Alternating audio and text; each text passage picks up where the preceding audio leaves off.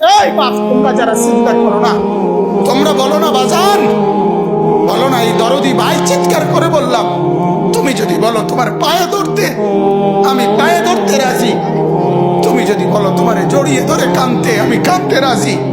তুমি বলো কেন আল্লাহর সাথে রাগ করলা, কেন আল্লাহর সাথে রাগ করলা, কেন আল্লাহর সাথে নারাজ হইলা, কেন সেজদা কপালে ছুটলো না, কেন মালিকের সাথে সারাদিনের এত কিছুর বিনিময়ে আল্লাহ তাআলা একটা মিস কল দিলে, 2 সেকেন্ডের একটা মিস কল দিলে বন্ধু তুমি টের পাও তোমার মোবাইলে মিস কল আসছে।